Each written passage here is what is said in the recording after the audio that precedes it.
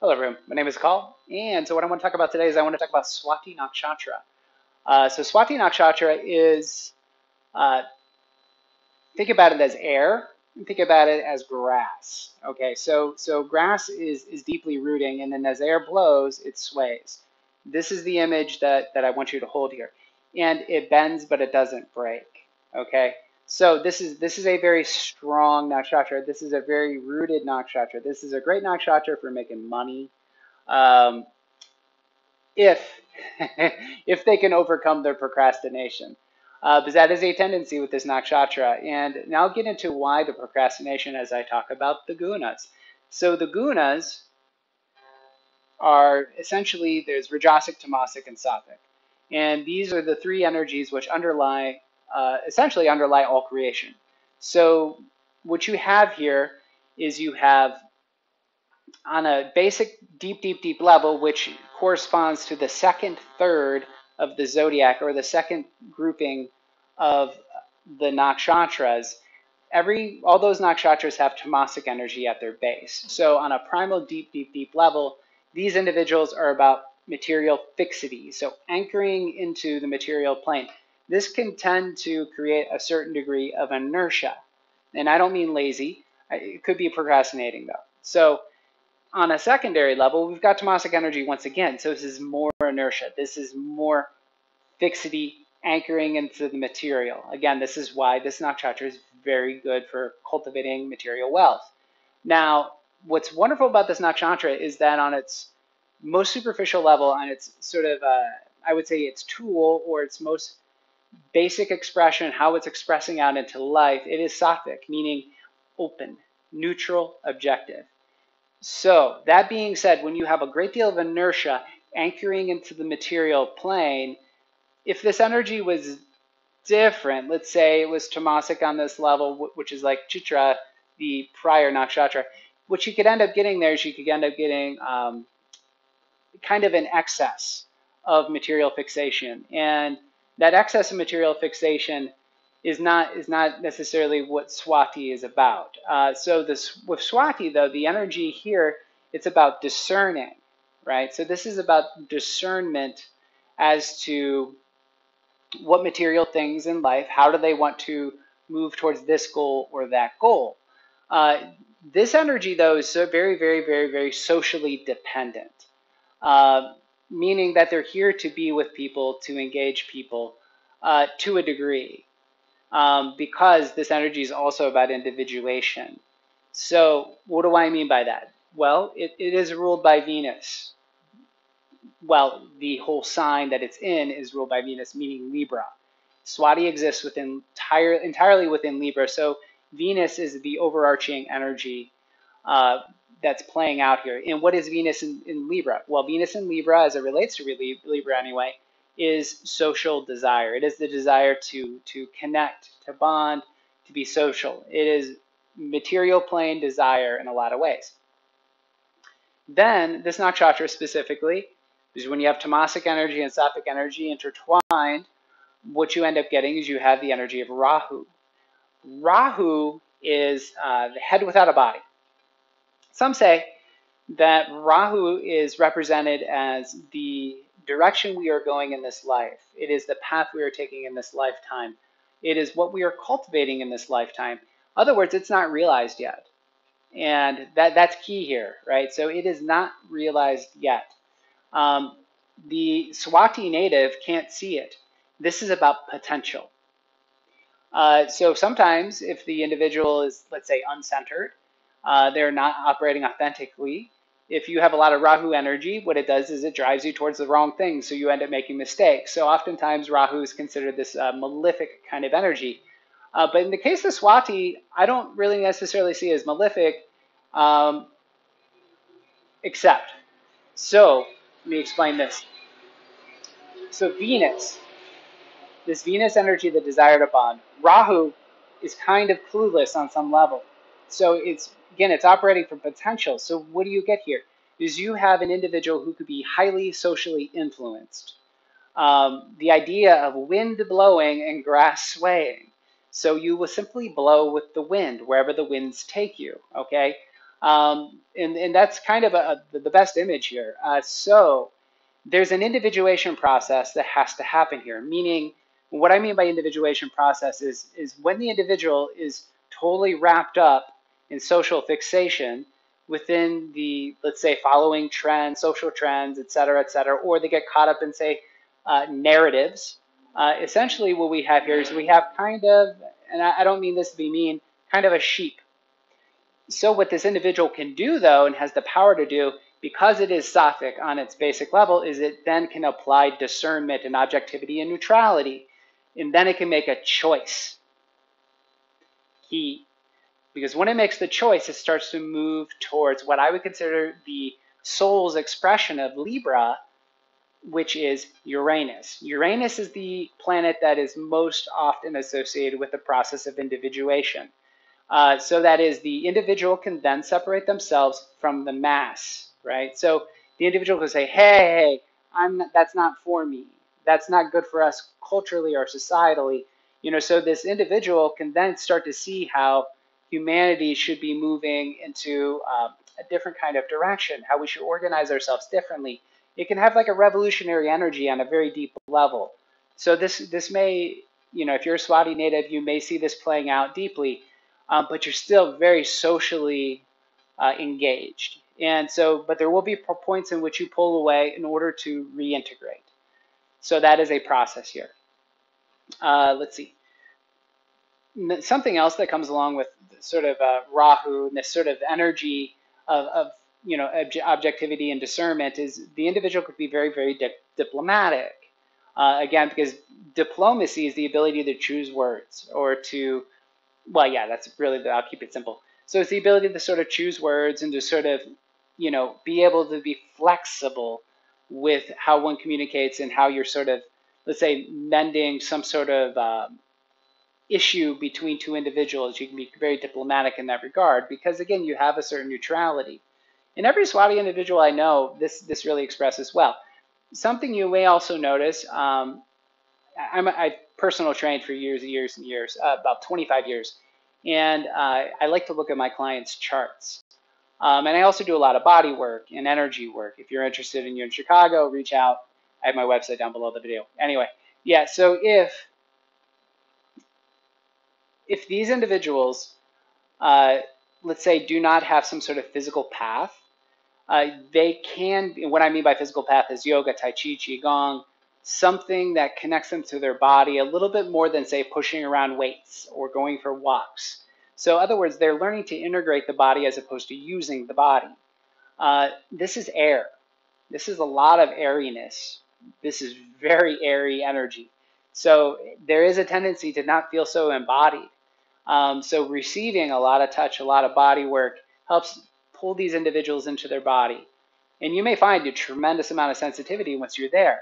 So something else, if you're a Swati individual, you should really deeply consider is Swati, to me, in a lot of ways, this energy rules the five vital airs. The five vital pranas are vital airs of the sort of human energy body, and the human body in general. So these airs, in a lot of ways, they relate to the nervous system. But one thing is that's really needed here. Again, this is existing within Libra, which is the scales. We're talking about balance. So pranayama, doing breath work, incredibly important for this energy.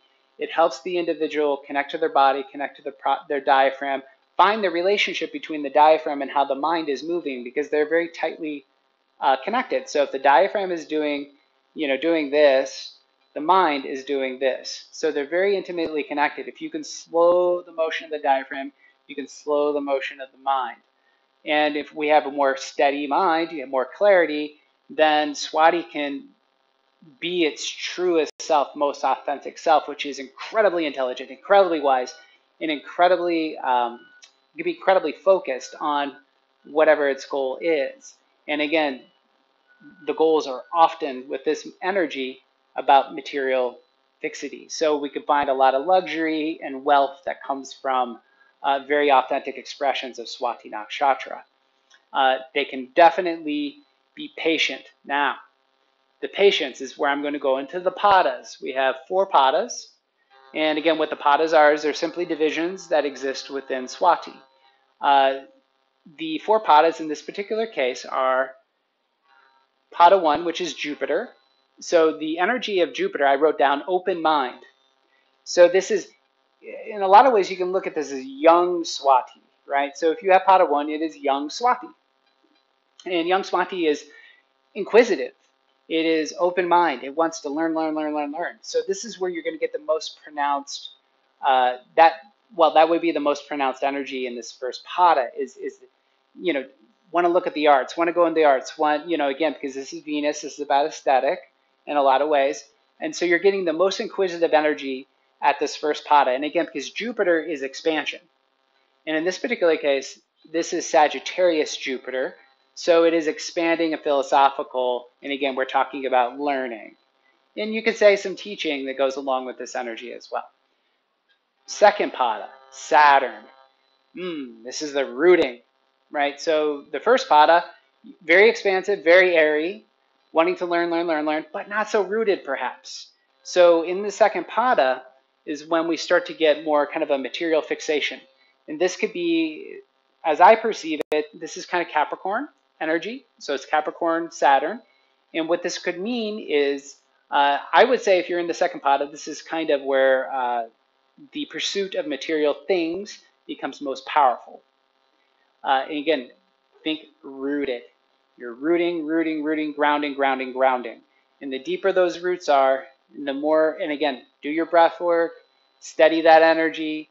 Again, and also remember you're getting your input from your environment. You're getting your path from your environment. Your direction in life is coming from your environment. Because this is Rahu, and Rahu needs to, the energy of Rahu needs to go into things in order to learn and to take on information. And it's going to come from your social dynamics. It could come from teachers, professors, friends, lovers, etc. You're getting all this information from them, learning about yourself through the process of social dynamics and social communication. So that's something to really keep in mind. And that applies to all the padas. But to me, pada 2, that's I would say incredibly important, is that you're kind of getting your guidance and direction in life through the sort of social dynamic. Pada 3, cooperation. So which is once again, pada 3 is ruled by Saturn as it relates to Aquarius. So cooperation is the word I wrote down. Why do I say cooperation? Well, Aquarius, the energy of Aquarius is, I like to think about it as being, you have to kind of bring along Uranus here. So cooperation is, how do I describe this? So your Saturn as it exists within Uranus is about sort of understanding the social dynamic, but understanding about the social dynamic in sort of more of an idealized way. It's a lot of the Aquarian energy to me, I like to think about teamwork, right? So cooperation and teamwork. And what it has to do though is that, again, the energies here are more about the sort of individuation process and the sort of the ability of the individual to pull away at moments, to detach at moments in order to move back into the social dynamic and to express what it is that they observed, observation, what they have observed from their inherent neutral perspective, Sattvic energy. And once they kind of are able to sort of say, hey, I observed these things, let's cooperate and create something new. So you can see a very social, cooperative, sort of revolutionary dynamic that exists within the third pada. Fourth pada, expanding once again. With Saturn, you're getting contracting energy. So it's contracting you, pulling you towards material dynamics. And then on the fourth pada, which once again is Jupiter, we're expanding, expanding, expanding back out. But this is expansion in a different way. So this is Pisces kind of expansion. This is the Jupiter as it relates to Pisces energy.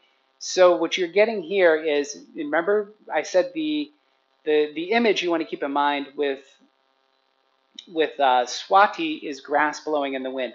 So what you get here is adaptation, flexibility.